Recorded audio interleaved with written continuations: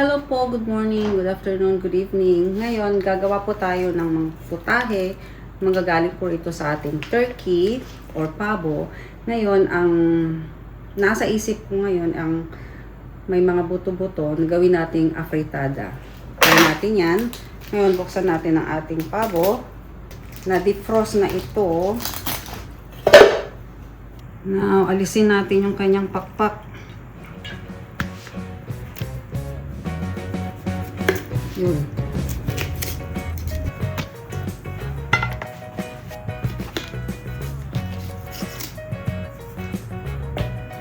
Ihiwalay natin ang kanyang legs. Legs.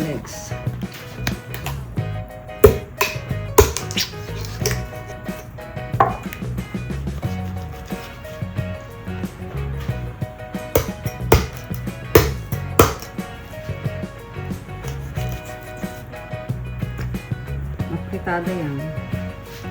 So, bali, i-debone ko to. Ay, yung kanyang breast, gagawin nating turkey salad. Pero gawa muna tayo ng afritada.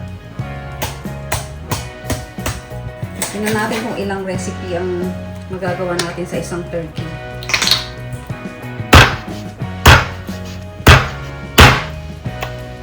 Ang laman nito, i-boil natin siya for salad.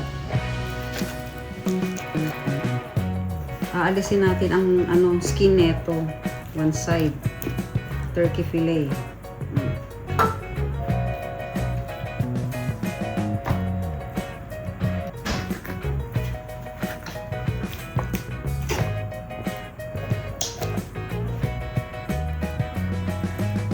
Hugasan lang natin to, pakuluan natin para sa ating salad.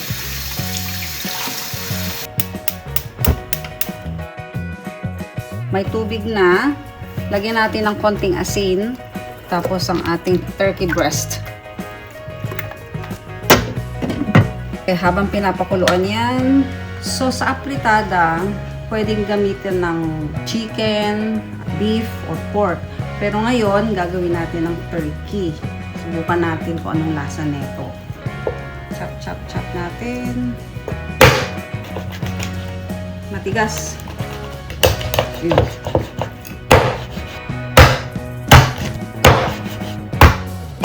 Ito yung taimam. Pera daliri.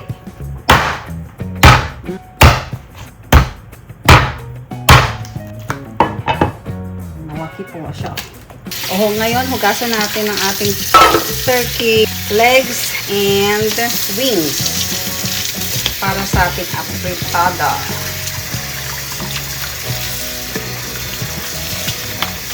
So, ito yung mga na-debone na parte yung sa chest ng pabo. Kaya pa natin gawin ito ng isang recipe. Pwede tayong gumawa ng arroz caldo dito. Sa loob ng turkey, ando dun yung balon-balunan, atay, tsaka puso. So, pwede natin gawin, hindi lahat ito yung leeg, arroz caldo. Kasi yung buto-buto naman kailangan sa arroz caldo eh. Sarap yan. Yung iba, kinala and chase.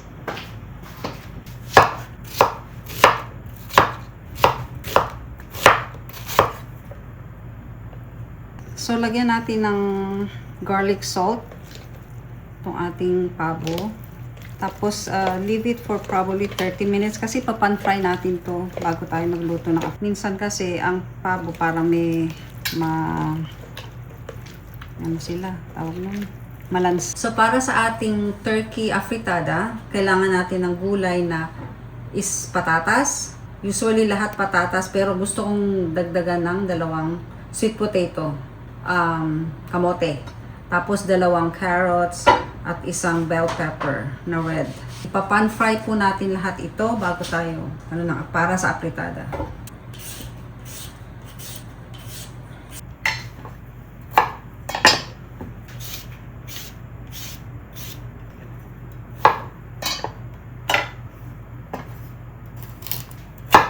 Meron din tayong frozen peas nasa freezer pa.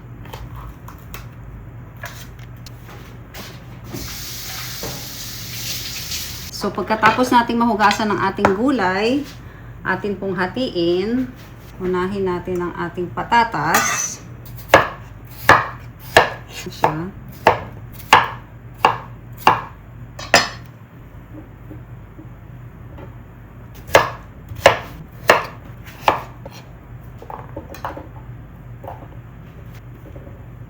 Ang ating dalawang carrots.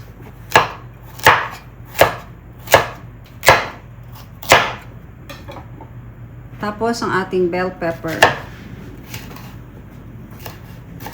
Nasa sa inyo ho kung anong gusto nyong paghati, bilog, triangle, or square. Pwede yan po. Ayan, ipapan-fry ko to. Huwag po natin kalimutan ng ating turkey breast. Ayan, hindi pa siya luto. Buksan natin. Lagyan ng mantika. Mainit-init na. Lagyan natin ang ating patatas. Init na. Tapos, sabay na rin natin ng kamote. Magsalo-salo na sila.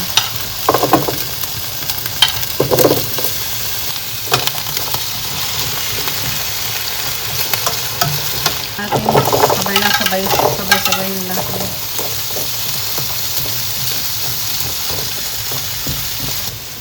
At isunod na naman natin ang ating turkey.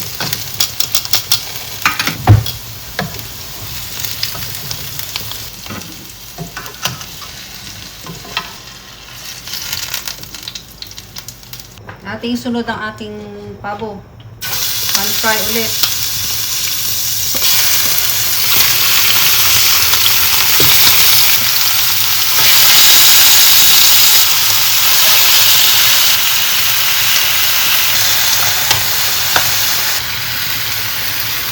Okay, check natin ang ating turkey breast.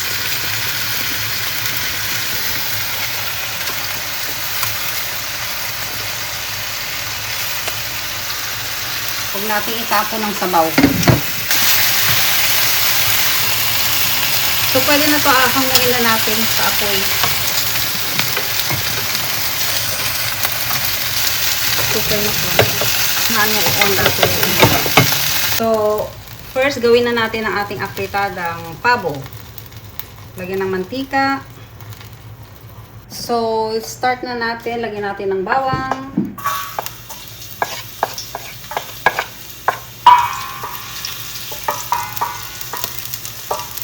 Brown ng ating garlic. Let's put our onion.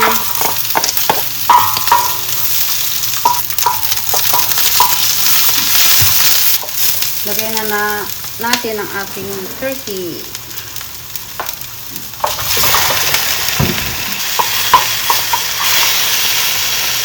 So, yung pinagkuluan natin ng breast, kanina, sabaw natin. Dito. 2 cups. Para maluto.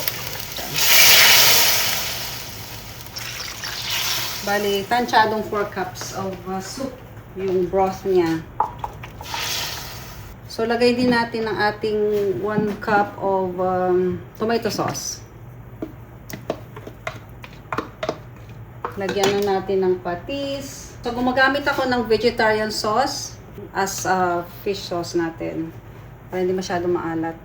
Tansya-tansya lang to. Pwede nyo dagdagan ulit mamaya.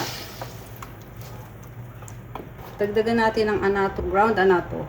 Pampakulay. 1 teaspoon.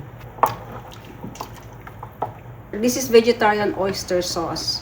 Mga 1 tablespoon lang siya. Lagyan na din natin ng sugar. Mga 1 teaspoon lang siya muna. Ng ating chicken powder. Tansya-tansya lang.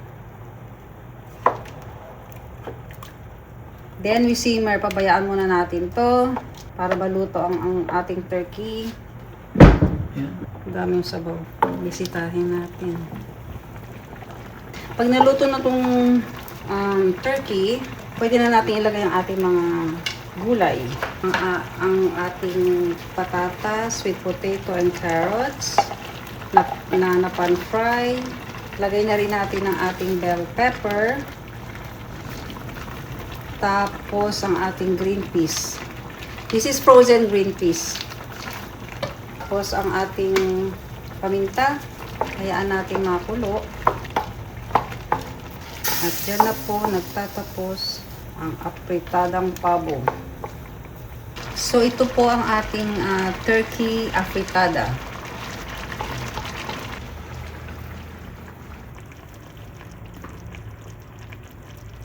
So yung natirang buto at egg ng ating turkey, ating hahatiin para gagamitin natin, gawin nating arroz caldo. Ano ba to, yung gizzard, ribs yan.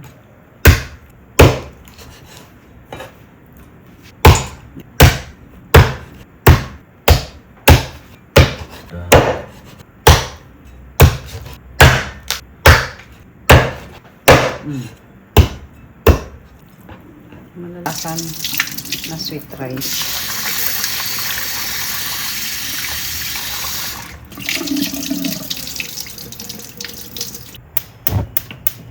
Kailangan natin ng konting mantika. So para sa ating turkey arroz caldo, gagamit tayo ng garlic, bawang, ginger, and onion, and spring onion para sa finishing ano na yan. Tapos syempre kailangan din natin ng patis, ginger powder, ang ating chicken bouillon, ang ating mantika, lagay natin ang ating bawang. Mantika ang nilagay. So brown na siya, lagay natin ang ating luya at sibuyas.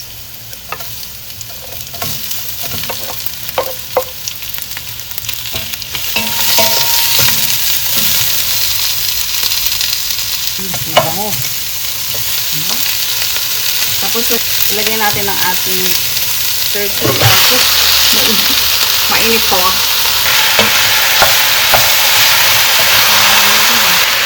So lagyan natin ang patis para may flavor. Start. Gisa lang natin ito. Tapos saka natin ilagay ang ating lalagkit. Takpan natin muna. So ito yung natitirang buto. Ngayon boil lang natin para pangdagdag na sa pagkain ni Chase tsaka si Nala. Yan, nakulo na. So, palalambutin natin ito at ilalagay na natin ang ating, this is only 2 cups. 2 cups of glutinous rice. Tapos lagyan ko ng tubig.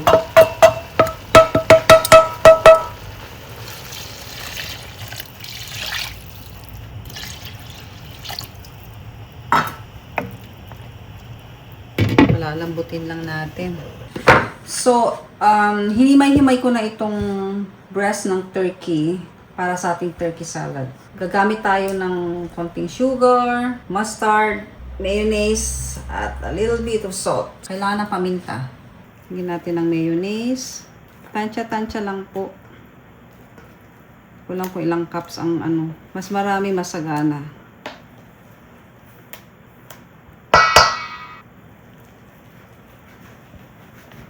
Lagyan na natin ng mustard. A little bit of salt.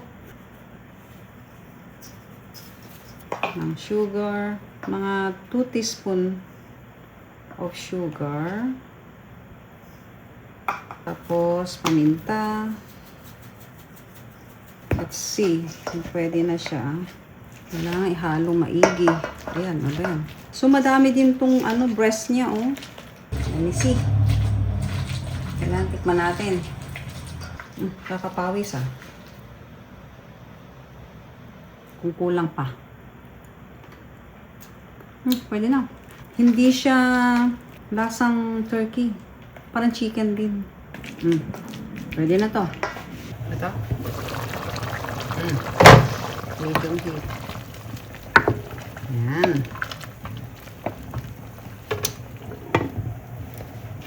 So, ipack na natin ang ating turkey salad.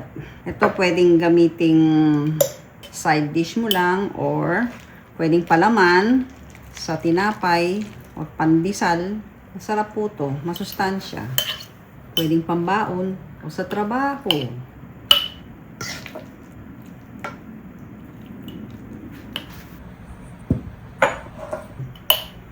Tatlo siya. 2 breast, 2 turkey breast. Isa lang, heart. Ay, dalawa yung breast niya. Diba? Ginudwam di breast, chicken breast. Sa bali ti breast ti ko, ti tao. Ito duwa. Oo, pero one breast, isa. Tapos No. dito sa kabila. Then, in one turkey, how many breast? One turkey, 2 side of breast, di ba? Yeah, See? but you don't call it 2 breast. In one Because- turkey, In one turkey, I got this is the breast. turkey breast. That's it. Not 2 breast. Because 2 breasts is 2 turkeys. I don't know.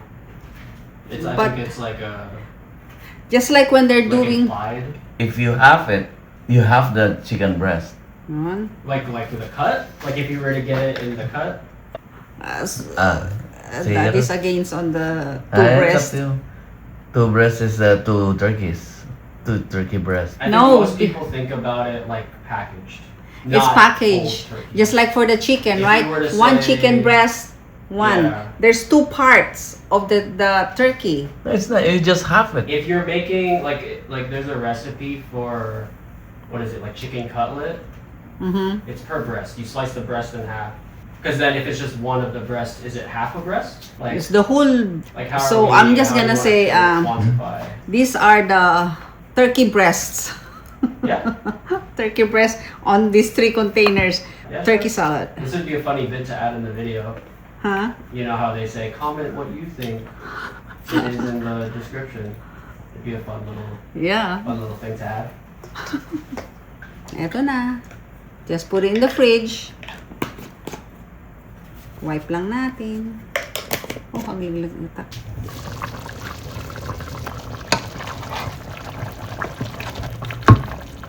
We'll add more water. So, okay na tong extra ni Chase tsaka si Nala. Tapos, i-debone ko siya. Dahil hindi sila pwedeng kumain ng buto. Pangdagdag lang nila sa meal nila yun. Ilagay na natin ang ating seasoning dito. Nalagyan na natin ng patis. Lagyan natin ng chicken powder. Lagyan din natin ng garlic powder. Ang ginger powder. At paminta.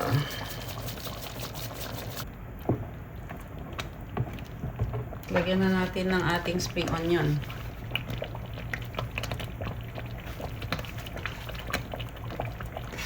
Diyos. At tayo magsandok na. Patayin ko na.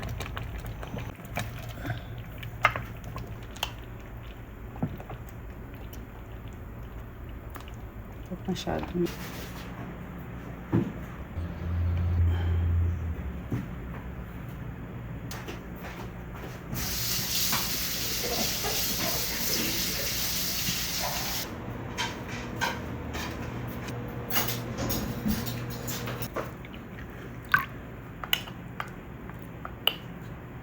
So, kain na tayong lahat. So, sa isang turkey, nakagawa tayo ng apritada, arroz caldo, at salad. Luto na lahat. Andito na. Let's pray. Thank you, Father, for food. In this night, Lord, amen. Amen. Let's eat. Okay. So, ilagay ko na rito, lemon. Pwede rin ni, ano yan, clove. Gusto ko lang maasin. Sarap. Pwede. Pwede na. Pwede ng kasama.